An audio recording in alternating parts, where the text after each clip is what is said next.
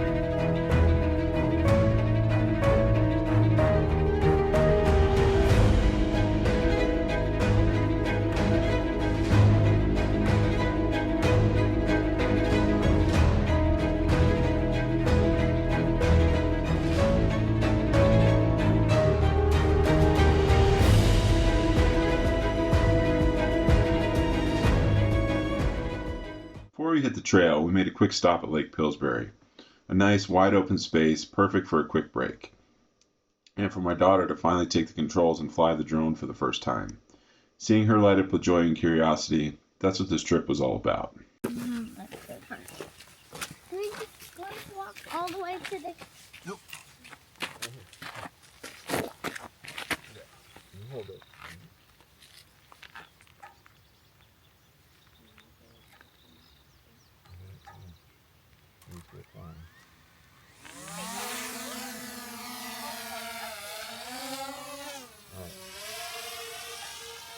And this will steer it, okay?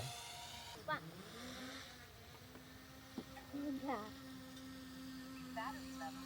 Uh-oh. Nope. Okay. Oh. Okay, battery's just gonna die. Here it comes. It's gonna land. You go get it.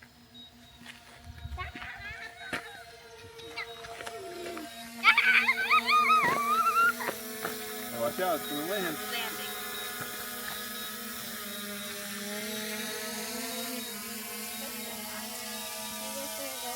No, we're gonna let the battery charge for a little while. We're gonna go get back on the road and head towards our next campsite, okay?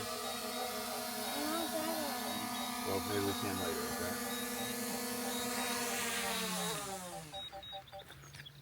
Okay. I got it. Alright, so as you can see, we already packed up camping and headed out of the hills. It's pretty foggy up there. We're going to head on down the trail and check out a new campsite for tonight, and hopefully not have any car sickness today, but we'll see how it goes.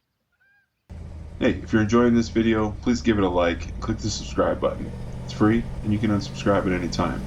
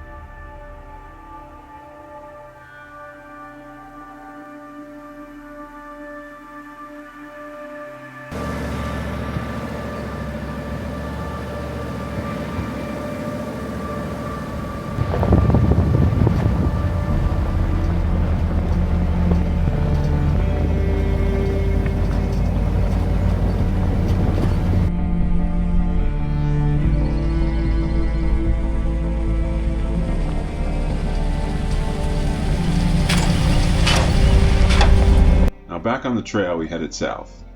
Not long after, we passed through some burn zones from the 2020 fires. It was sobering, but also beautiful. New life pushing through the ash. Such a quiet reminder of how nature always finds its way.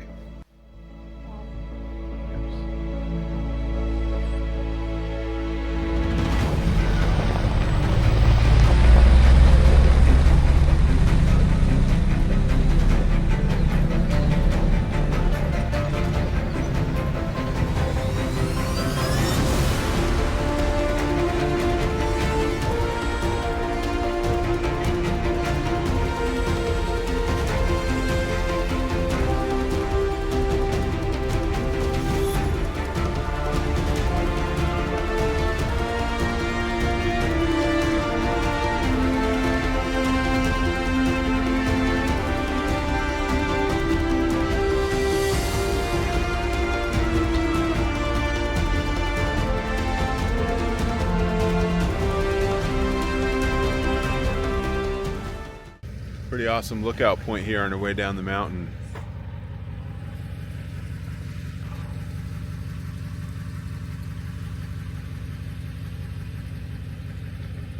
A little later, we found a scenic pull-off to stop for lunch. The clouds hung low, wrapping the peaks in mist. There was a silence up there, a stillness, one that really made this spot a great place to share a meal.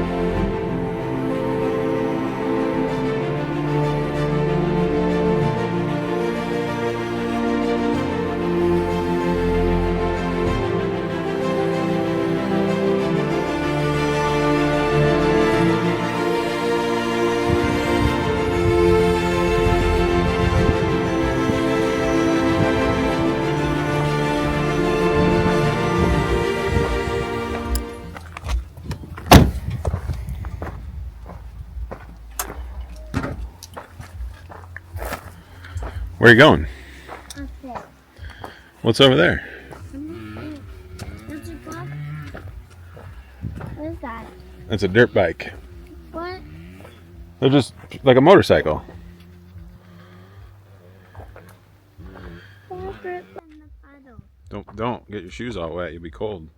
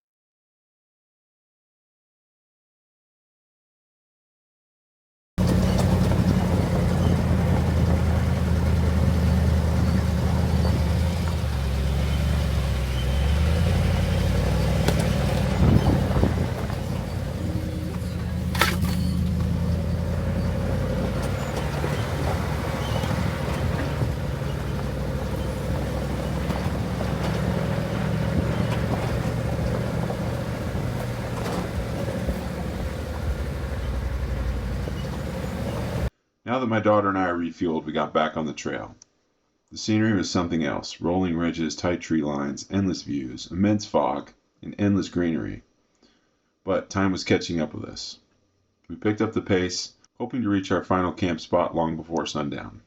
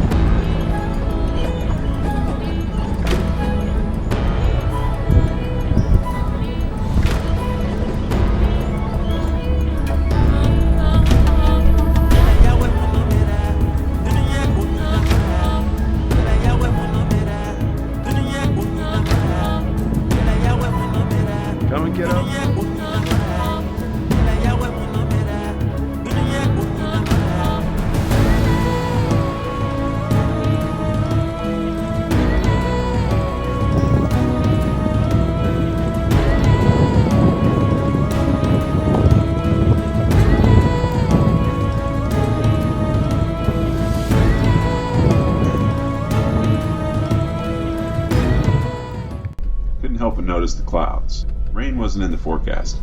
They seemed darker than that mountain fog we were dealing with most of the day. Knowing that mountains can make their own weather, and we were just a few miles from the other side, being cell service was long gone, all we could really do was push forward and see what Mother Nature brought us. That was cool, huh?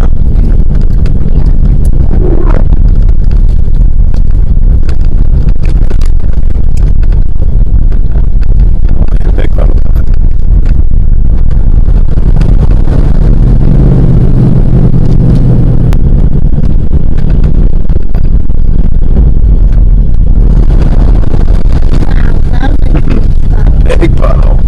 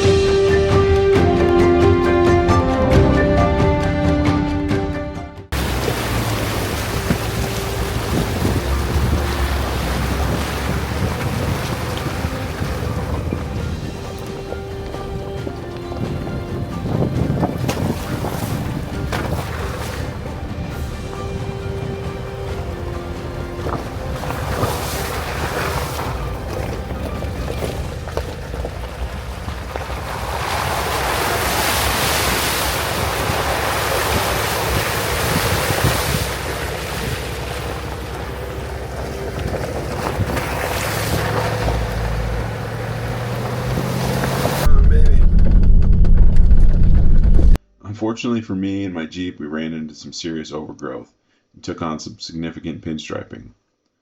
However, little did I know, this would be the least of my concerns.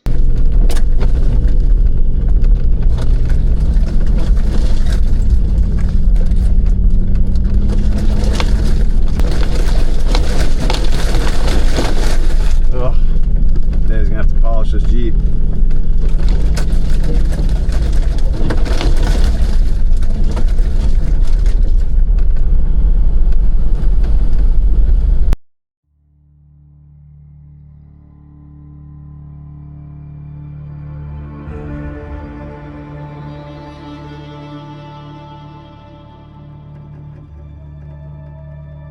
The higher we climbed, the darker it got. What started as a light drizzle became a steady rain. Then we ran into some snow-covered trails. First, really wasn't too bad. Just a light but wet dusting, but the deeper we went, the slicker it got.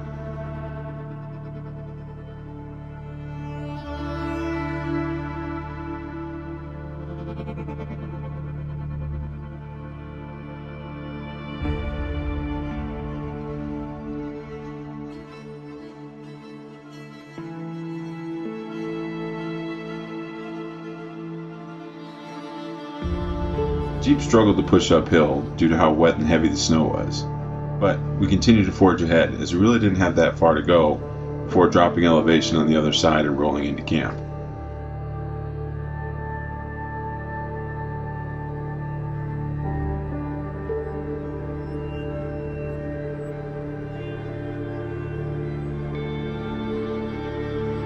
And then everything changed. We were coming around a curve. Traction was gone. It felt like the trail tilted. The rear end of the Jeep slipped. For a moment, it felt like the forest had us. All right, being that my camera turned off and filming became an absolute afterthought, I just need to take a minute to explain to you how things got real, and I mean fast.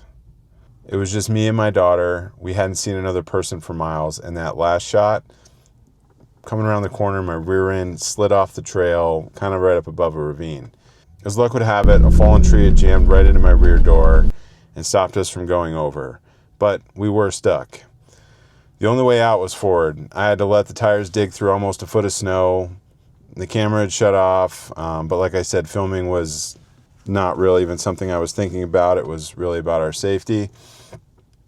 And really, I knew that tree was going to wreck my Jeep, but I had no choice, so I punched it. As a result, dented door, scratched tub, ripped off my taillight. Taillight was a quick fix.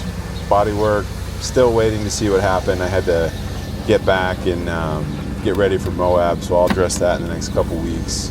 But where we were just 2 miles from camp. The snow kept getting deeper, and I really needed the full power of the Jeep, traction control off, just to move forward. And then really I hit 2 logs, kind of back to back within 30 yards. Had to winch through both, and that's when I knew time was time. We had to turn around. Everything I could see forward was still snowy and uphill for a ways. It wasn't worth continuing to push on. And daylight was fading. My daughter wasn't feeling very good, and it really just wasn't worth the risk of getting completely stranded up there. So we started the long trek back, about 30 or 40 miles. And this is when my real fear set in. As I started heading down the hill, my fuel light came on. Now, if you own a Jeep, JL, Gladiator, whatever, you know that when you're nose down, the gauge does read a little low. However, being as far away as we were from civilization, my anxiety was through the roof. You know, when I started out and set out this track, I thought I'd planned for enough fuel, but I didn't account for doubling back this day and pushing the Jeep this hard up the mountain. But the only real option I had was to go for it and get back. So I kept the pace on the downhills, managed the RPMs on the climbs, checked Onyx Off-Road constantly just to see if there was any other shortcuts I could take. I had my maps downloaded. We were completely out of cell service, but there were no shortcuts. The 392 is not fuel friendly, but my suspension helped us cover a lot of ground fast. Then finally, when we got down to level ground, the fuel gauge held pretty steady, which gave me some hope that we might make it. Now, let's get back to the main story and see how everything played out. Just when it felt like we might be camping along the trail and waiting for someone to come along, the clouds began to break. A beam of sun cut through the clouds, and in that light, I saw the trail nearing its end. We were close. Fuel was very low, morale was even lower. But like the sun shining through, we had hope. We were almost there. My daughter was quiet. She'd been a trooper, but the stress was wearing on her. Camping again that night just didn't feel right, so I made the call. We're going to push on, find pavement, get fuel, and get a hotel for the night. Fortunately, we made it back to Upper Lake. After putting 21 gallons into a 22-gallon fuel tank, it was a reminder of how close we came to disaster, and how much of a relief I felt that my daughter was safe, and we could finally get some rest. This trip was never about perfection. It was about adventure, about showing my daughter what the wild looks like, what it feels like, and why I keep coming back. We faced some tough moments. She got sick. Mother Nature showed her power. I pushed further than I probably should have. And I need to ensure I'm more prepared in the future. But through it all, we shared something unforgettable. The kind of experience that shapes you, a bond, forged in the dirt, the snow, and the wilderness. And in the end, that's what matters most. If I could leave you with anything, it's don't let your kids be a hindrance to getting out and exploring nature. Bring them. Let them learn and be part of it. Sharing this time will not only deepen your bond, but will ensure the next generation finds the value in the things that matter most in life. If you haven't done so, check out our adventure on day 1, or our adventure to one of the darkest places on Earth. Leave a comment below, let me know your thoughts. Until next time, this is The Path to Rome.